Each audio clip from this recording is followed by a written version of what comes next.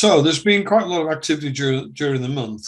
Basically, any time that a put has got into decent profit, sometimes 75, 80, 90%, I've taken the profit rather than wait for two things. One is the end of the month when the price falls, and two, when the lid starts kicking in. I don't like spending the money on lids.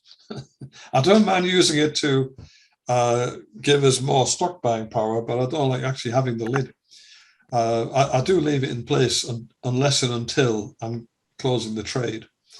So we currently have 5 stocks: Excel, FLR, Prodo, Tiva, and VZ. And of course, they all look awful. We've paid $25. This one's currently nearly 18, and so on. And that's because, again, any that got into profit had a call sold and went. However, I'm not too worried about these. I will just show you this example. So the bottom one there, I could have used any, but I've used the bottom one, VZ. So we've paid 60, and it's currently at 52. So if you do the maths on that, paid for the stocks, so 60, so that's minus 60.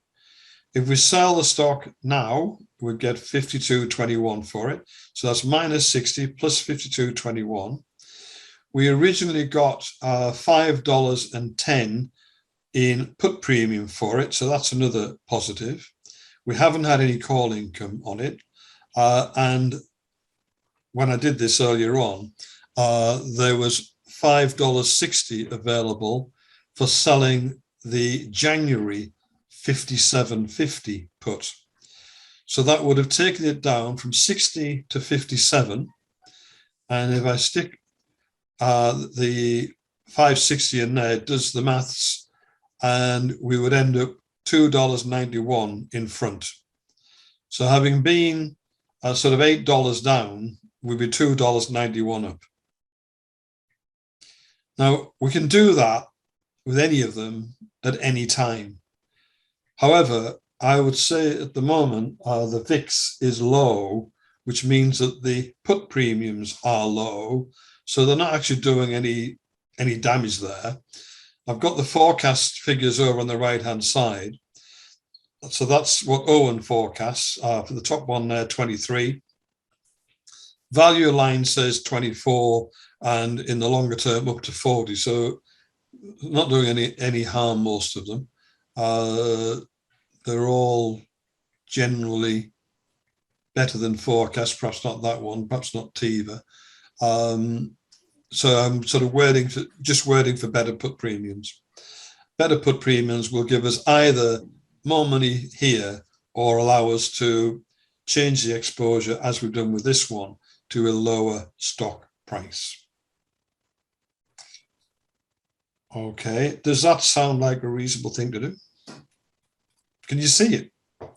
Yeah, we can see it. Yeah. Okay. There's an exception here. FLR, we paid 25. It's currently at 23.35, and the forecast is 30. From Owen is 31, but from Value Line it's only 16. Yeah, and it's at its top. It is at its top. Yeah, so my it's on its way down again. My suggestion is that we do with FLR, we do this. So we sell it. That will release some buying power, and then we sell another put. Yeah, so you're going to sell that before Friday, before it's put to you? Yeah, I'm going to, if we agree with that, I'm going to sell it now. Yeah, okay. Yeah, and then we can also, it'll serve to go through this process. Yes, certainly. I had put on that myself, but my lid kicked in, so I was happy enough with that. So it was, but I can see it starting to drop back a wee bit again. Yeah. Okay, so we don't actually have any spare stock buying power anyway. When I did this earlier today, it was minus nearly 7,000 that we were, but the value of the stocks, the value of the accounts improved by 3,000 or 4,000 today anyway. So it's actually better than that now. So I shall stop sharing that. Sharing going on here. There we are.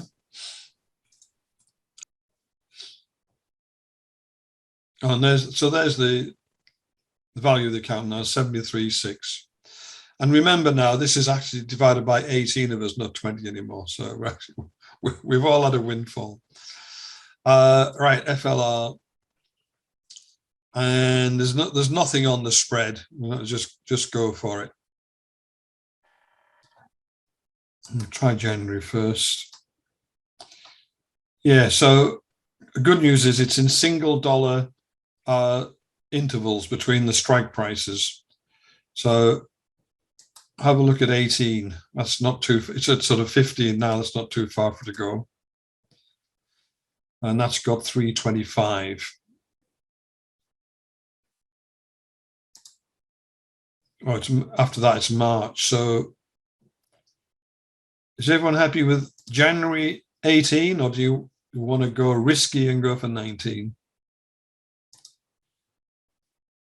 19 to give us $4.15. That's not bad. I mean, we could always push that forward anyway. And you're going to do a lid anyway, Jeff? We're going to do a lid. Oh, definitely. Yeah, we're going to do a lid. Yeah. So, that's.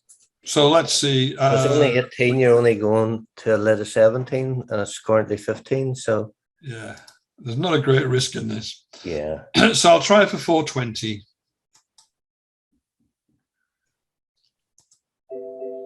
And that's that done. And then we put the lid on before we forget. And again, I really like the idea that it's single dollar intervals. Okay, and we go back to the portfolio. Yeah, look, it's hardly touched our buying power. We're not far off at all. Okay, so I don't have any more trades on there, not without some more buying power anyway. Are there any questions, any concerns, anyone? No, just that wee HPQ one, just as a learning thing. Which one, sorry? The HPQ 2024. Oh yeah.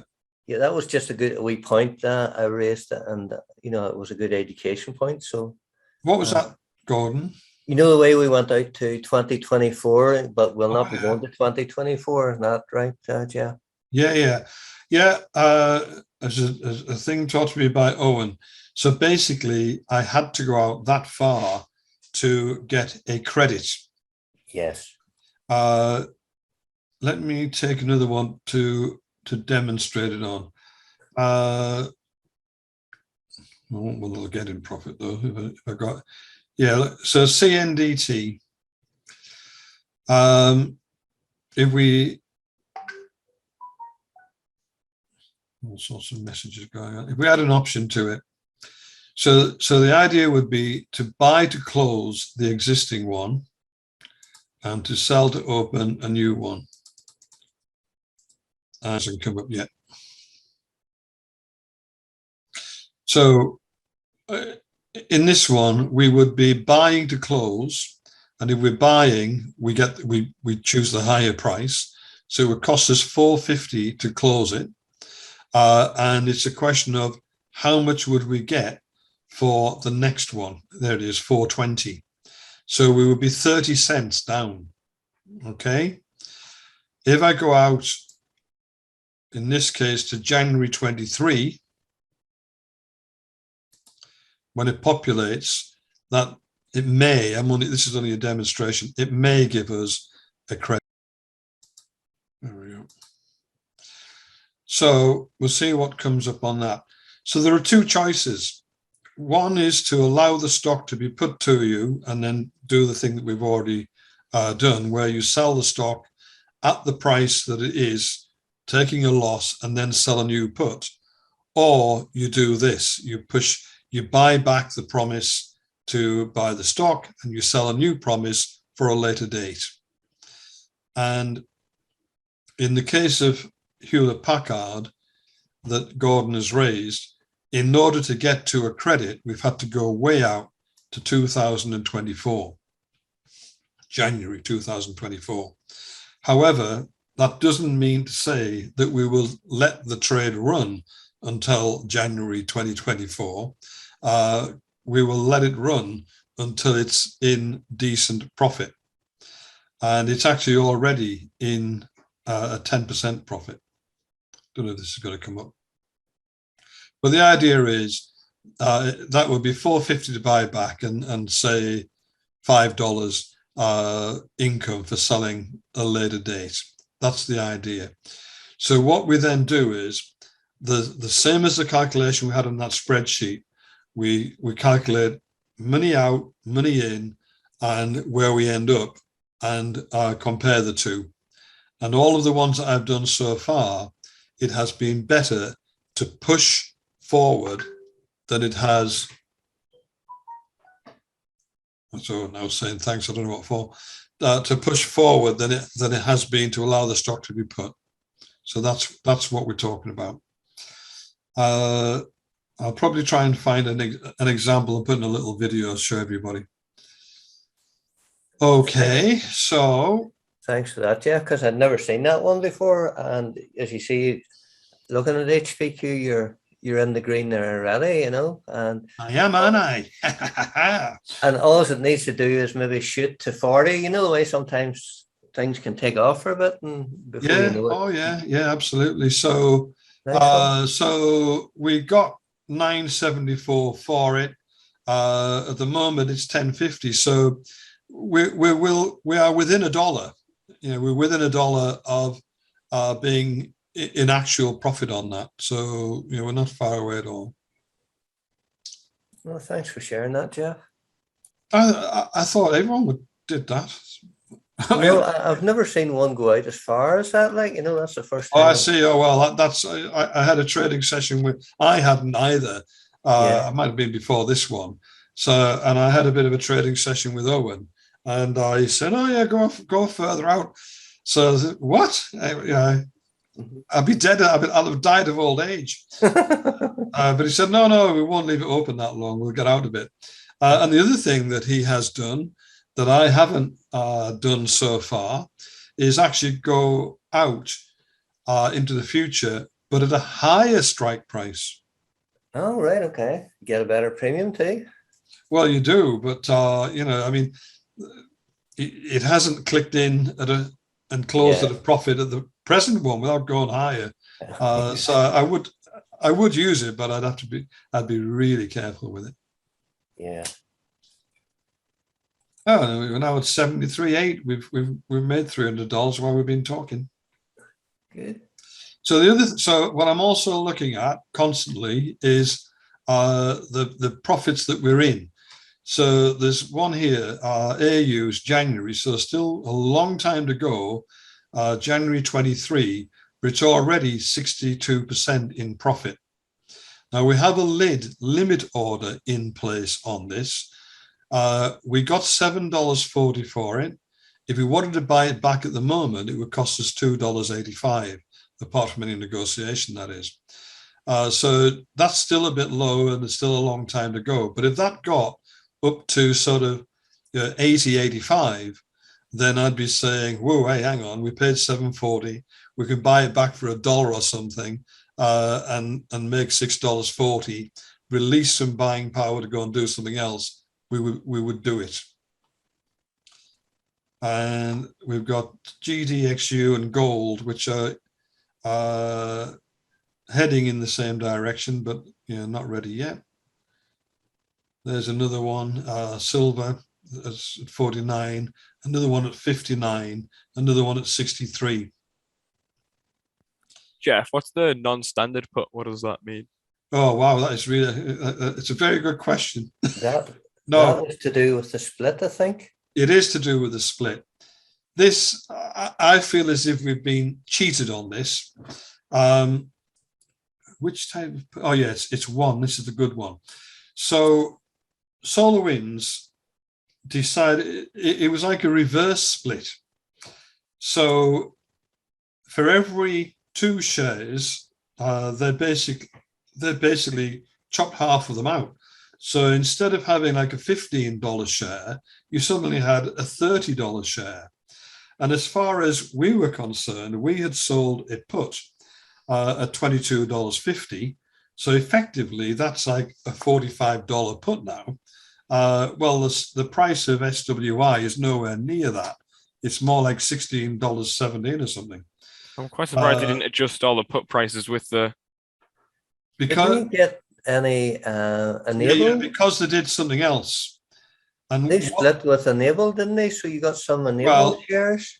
yes, but I hear- only when it expires. Ah, Oh. right, okay. So Got when this expires, we should get some enable shares. Oh, Friday, And that will yeah. be 1 share for each 2 of these. So we should get 150 enable shares for nothing. And that's what the SWI1 is. Thankfully, we haven't got any SWI2 because the deal on that one is they don't give you the enable and they give you some money, but they don't give you anywhere near enough. Why have we ended up with 1 and not 2? How was that? It's timing. So okay. they offered this deal, well, they put this deal in place, and then after that, they changed it. So people who sold a put after us got the worst deal. Well, that's But, unfortunate, but it's not it's particularly robbery to me. foreseeable, is it? I feel like it's robbery. Yeah. I've really been into this. I've been into it with Owen. I've actually been onto the brokers in New York and said, look, explain this to me. And to be honest, they weren't very good at explaining it. So you'll notice on the spreadsheet, what I've actually put, I'll stop sharing that and start sharing the spreadsheet again. What I actually ended up putting on it was, see what happens. Because I'm not quite sure what's going to happen on this one. It's certainly a peculiar one. Yeah, we did, and there's no premium there, but we did get a premium. I just haven't put it in because I didn't want it affecting the calculation Yeah. so I just didn't put it in for that reason.